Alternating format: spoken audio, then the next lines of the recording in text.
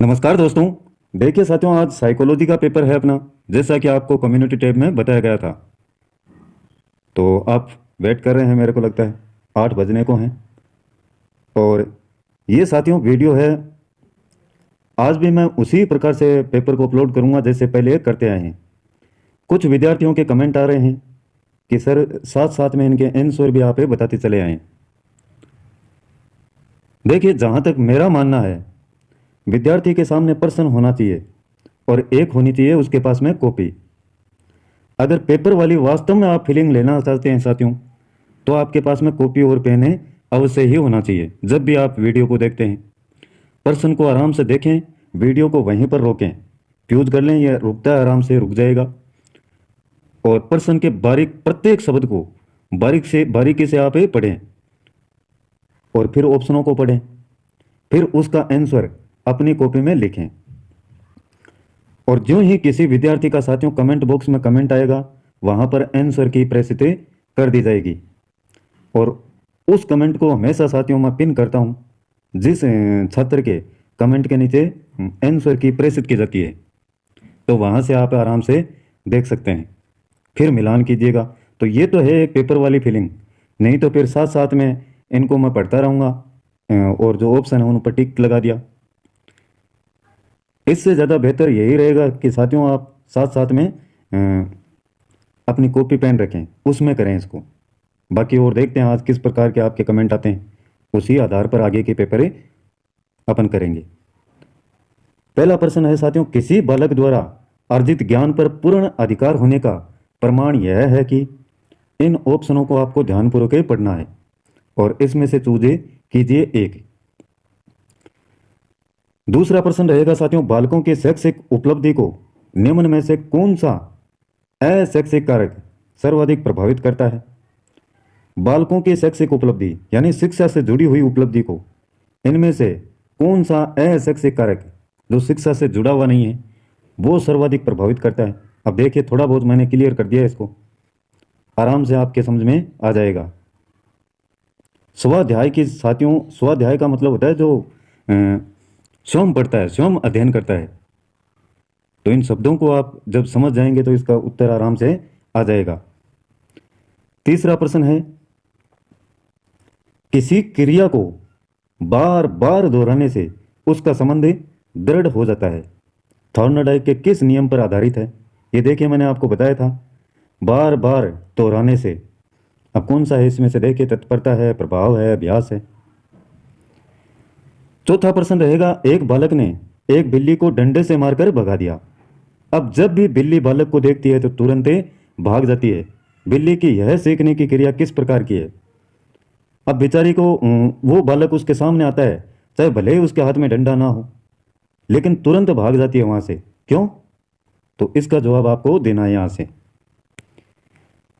पांचवा प्रश्न है साथियों, वह कारक जो किसी बालक के कार्य करने के उत्साह को बढ़ाता या घटाता है उसे कहते हैं अधिगम, स्वधारणा, अभिप्रेरणा या इनमें से कोई नहीं। छठा प्रश्न रहेगा, मनोविज्ञान की दृष्टि से सीखने का अर्थ है। जल्दी जल्दी करेंगे, थोड़ा समय कम लगे वीडियो में। सातवां है, यदि स्कूल में पूरे समय तक बच्चों को शिक्षा कार्यक्रमों में पूरी तरह व्यस्त रखा जाए तो आपके अनुसार निम्न में से कौन सी समस्या पैदा नहीं होगी। आठवां प्रश्न है साथियों, अंतर्भूत अभिप्रेरणा का आशय है कि बालक अंतर्भूत अभिप्रेरणा का। नौवां प्रश्न है, अधिगम का प्रयत्न और भूल विधि के सिद्धांत का प्रयोग निम्नलिखित में से किसने सबसे पहले किया था। देखिए, पढ़ाते समय मैंने आपको सब पर गोले किए थे, याद कीजिए जब आपको पढ़ाया गया था। अधिगम का प्रयत्न और भूल विधि के सिद्धांत का प्रयोग सबसे पहले किसने किया था। वाटसन ने, स्किनर ने, वर्दीमर ने या थॉर्नडाइक ने। 10वां प्रश्न है, बहुत ही बेहतरीन पेपर है साथियों। 10वां, अंतर्दृष्टि के सिद्धांत के अनुसार बालकों में अंतर्दृष्टि कैसे होती है। आकस्मिक, धीरे धीरे, अनिश्चित या इनमें से कोई नहीं। और 11वां है, निम्नलिखित में से कौन सी अच्छे प्रश्नों की विशेषता नहीं है। प्रश्नों का स्पष्ट होना, प्रश्नों की निश्चितता नहीं होना, प्रश्नों का विशिष्ट होना या प्रश्नों का स्व उद्देश्य होना। 12वां प्रश्न ये देखिए साथियों, थोड़ा सा जूम करते हैं इसको, अब दिख रहा होगा आपको।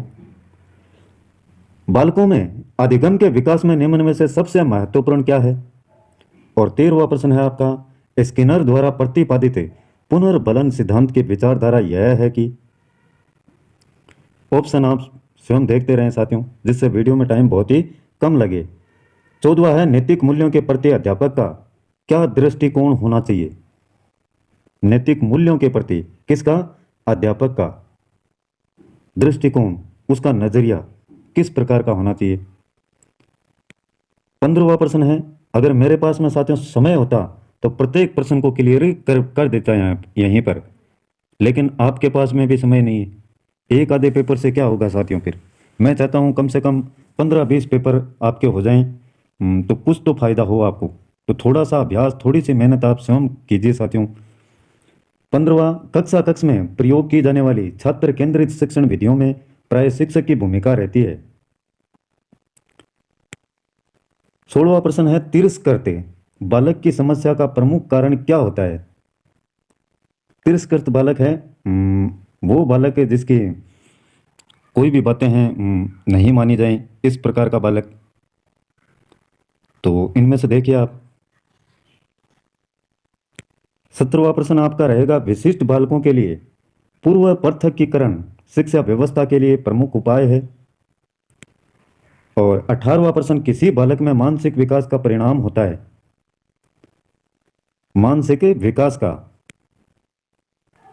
19वां है, किसी बालक में शैक्षिक पिछड़ेपन की पहचान के लिए अनिवार्य तत्व है।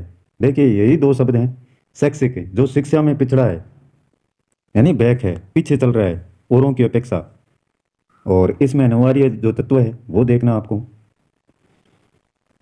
20वां प्रश्न है, किसी बालक में पिछड़ेपन का कारक नहीं है, वो देखना आपको, पिछड़ेपन का कारक नहीं है। 21 का प्रश्न है साथियों, मंद बुद्धि बालक की बुद्धि उपलब्धि होती है। ये इस प्रकार के प्रश्न जरूर आएंगे साथियों, चाहे मंद बुद्धि, प्रतिभाशाली या सृजनात्मक, किसी भी बालक की बुद्धि उपलब्धि आपसे पूछी जा सकती है। 22वां प्रश्न है आपकी कक्षा में पिछड़े हुए छात्रों के प्रति आपका दृष्टिकोण। आपकी कक्षा में और पिछड़े हुए छात्रों का के प्रति आपका दृष्टिकोण किस प्रकार का रहेगा? उनके पिछड़ेपन के कारणों को आप ढूंढेंगे, या हमने सभी का ठेका नहीं लिया है यह सोचकर उन पर ध्यान नहीं देंगे, अन्य छात्रों के समान ही उन्हें समझेंगे, या उन्हें अन्य छात्रों से अलग समझेंगे? 23 का प्रश्न देखिए साथियों, कुपोषण से ग्रसित बालक में निम्नलिखित में से कौन से परिवर्तन होने लगते हैं? कुपोषण, जिसको अच्छा भोजन नहीं मिले या भोजन समय पर नहीं मिलता हो। अगला प्रश्न देखिए, पढ़ने की अक्षमता निम्न में से किससे संबंधित है?